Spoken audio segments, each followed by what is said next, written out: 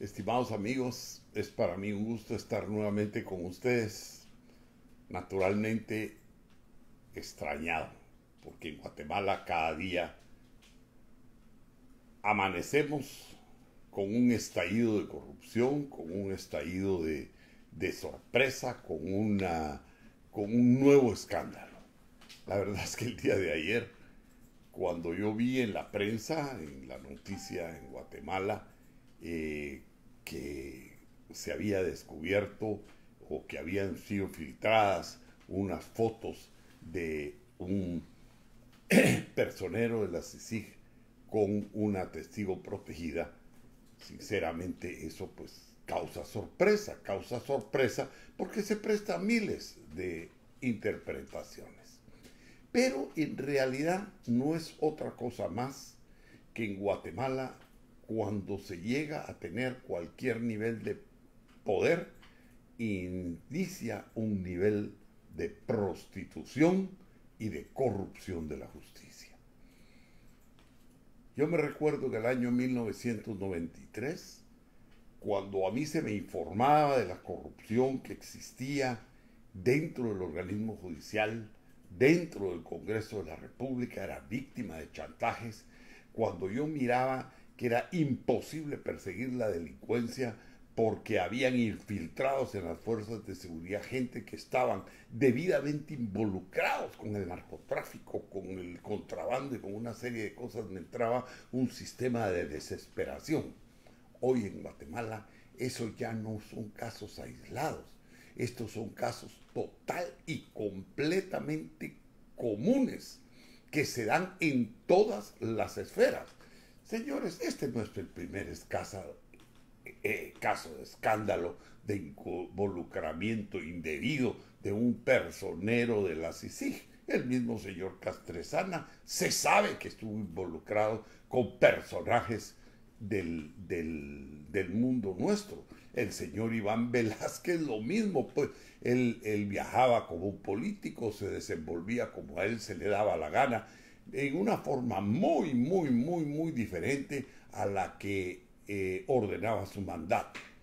La verdad es que en el año 1993, cuando se produce lo que la gente llama el serranazo no fue contra las instituciones del Estado. La prueba es que está dicho en la proclama de 1993.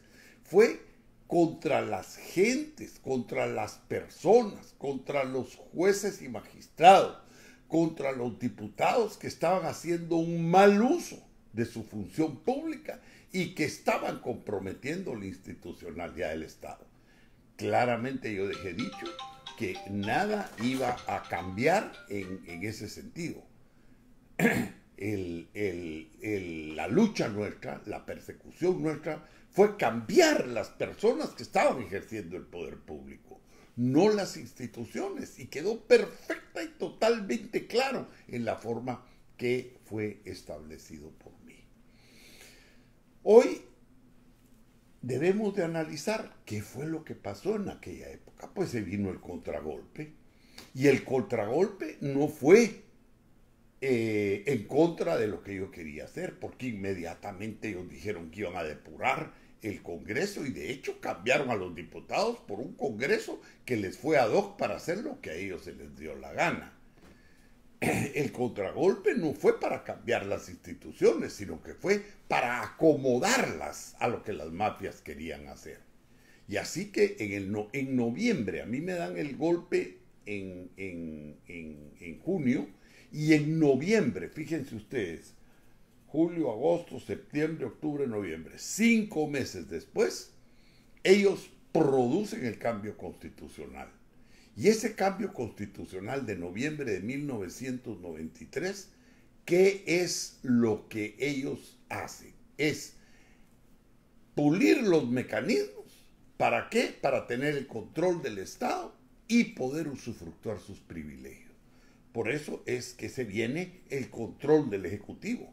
Todos vimos cómo el señor Pérez Molina ejerce una función de Estado a través de ser el jefe de Estado Mayor el señor Dionisio Gutiérrez se convierte en el asesor, mano derecha y mano izquierda de Ramiro de León y de Pérez Molina, y se establece un triunvirato que llevan al país ¿a qué?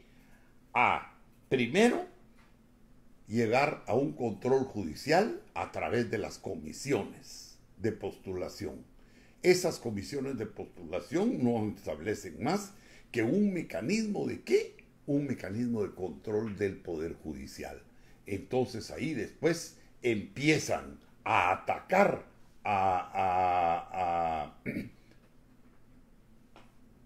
al Poder Judicial, pero inmediatamente aparecen los políticos, le echan la culpa mucho al rey del tenis, aparecen sectores económicos, aparecen narcos, aparecen una serie de personas del crimen organizado y otra serie de actores que ahora empiezan ellos a designar sus magistrados, sus jueces, y empiezan a protegerse, y empieza toda una política mercantilista dentro del Poder Judicial. Ellos dijeron que con la Constitución iban a arreglar lo que estaba malo. ¿Y qué fue lo que hicieron? Descomponerlo más, porque miren ustedes el deterioro que del año 93, cuando ellos me dan el golpe a mí, se ha venido para ahora. A eso nos vamos a ocupar posteriormente. Viene en el Poder Legislativo y ya empiezan los chantajes a mano armada, empiezan las mordidas, empiezan los sobornos, pero ya abiertos. Empieza ese transfugismo que se da en el organismo legislativo y se acaba por completo el diálogo político, se acaba por completo la negociación política, se acaba por completo el funcionamiento del sistema democrático. Empiezan a comprar los puestos dentro del Congreso, empiezan a comprar los puestos y las posiciones dentro del Poder Judicial, cada una de las mafias se empieza a acomodar a través de una reforma constitucional patrocinada ¿por quién? Por Pérez Molina y por Dionisio Gutiérrez. Desarman el Estado guatemalteco. Y en el sector financiero, naturalmente era fiesta. ¿Por qué? Porque todas las ventajas estaban dadas para ciertos grupos financieros que quitaron al Banco de Guatemala de en medio y empezaron ellos a hacer lo que a ellos se les dio la gana. Nosotros llegamos a la siguiente posición. Se llega a la siguiente posición a las oscuras alianzas, en donde el sector, muchos sectores de las mafias en el país empiezan a hacer alianzas. Alianzas para el contrabando, que fueron muy conocidas y que finalmente, y muy conocidas y muy denunciadas por mí mismo, pero que finalmente llegan a conocerse como la famosa La Línea, ¿verdad? En donde viene la persecución hacia un lado de la línea, pero no viene la persecución hacia el otro lado de la línea. Ellos respetan totalmente, como diera lugar, a todos los de la línea 2, que eran los corruptores, y más bien se tiran por el lado, por la línea de los corrompidos, digamos, los que habían sido inducidos a la corrupción. Señores, este mecanismo queda ahí plasmado, queda legislado, queda perfectamente en conocimiento público. Después vienen todos los mecanismos de lavado de dinero, que empiezan las mafias, empiezan a vincularse con sectores económicos, empiezan a vincularse con sectores políticos, y entonces, ¿qué es lo que empieza a suceder? Empieza a suceder que Guatemala se convierte realmente en un lugar en donde el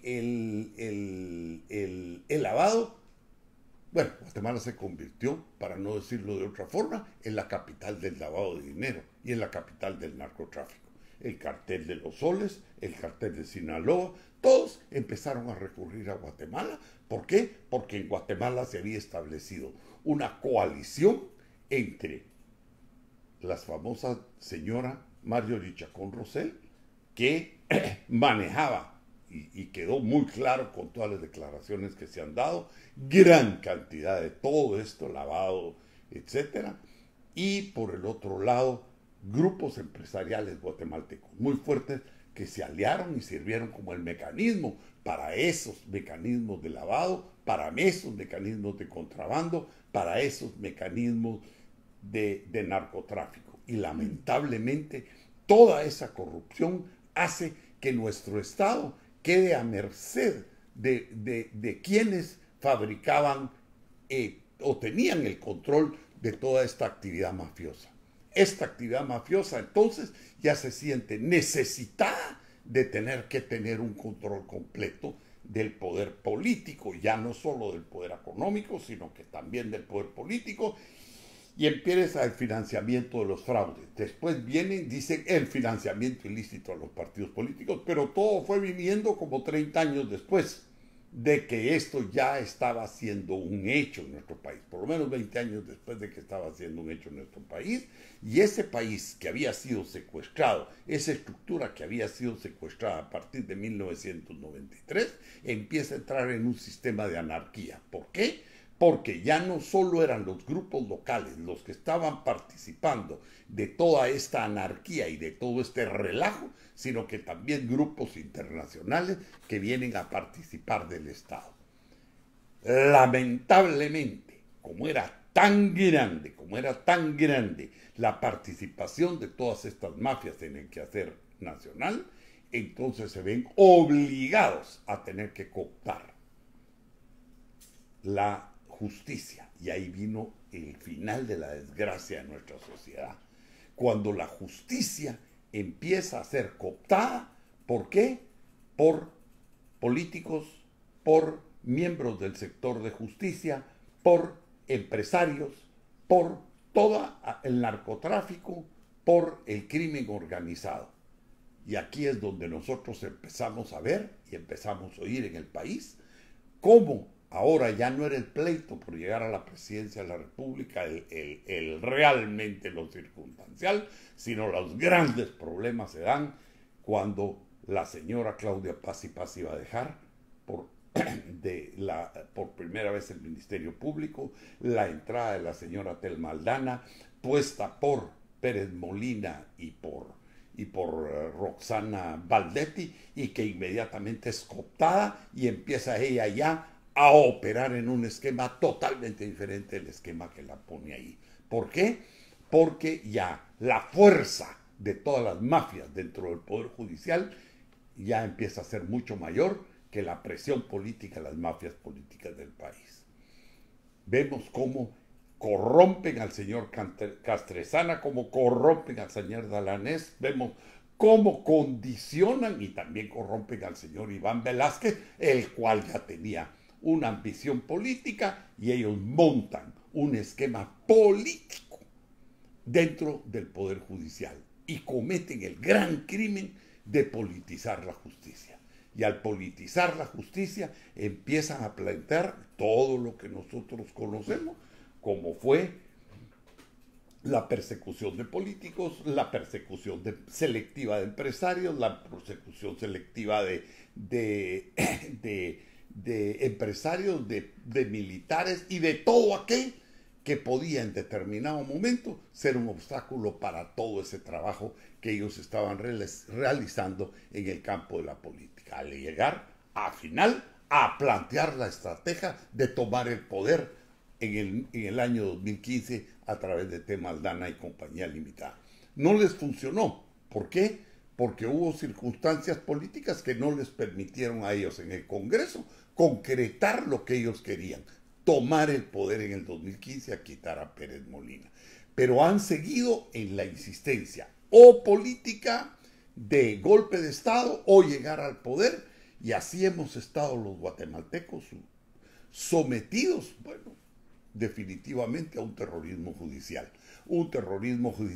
que se ha vuelto la gran incógnita política. Ahora ya no se habla de la educación, no se habla de la salud, no se habla de la pobreza, no se habla del desempleo, sino que se habla simple y sencillamente de quién va a manejar la justicia, como que si al manejarse la justicia se fueran a resolver los problemas del hambre y la miseria y la marginalidad en Guatemala.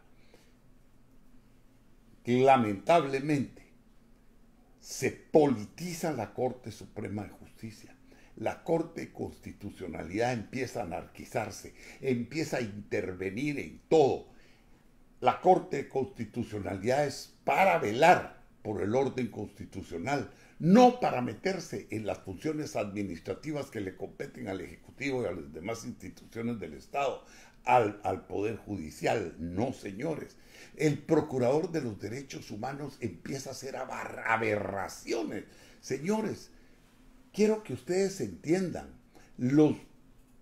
He oído abogados decir que cometen el delito de violar el derecho humano. No, cuando un ciudadano comete un delito, es un delito. La violación de un derecho humano la hace el Estado.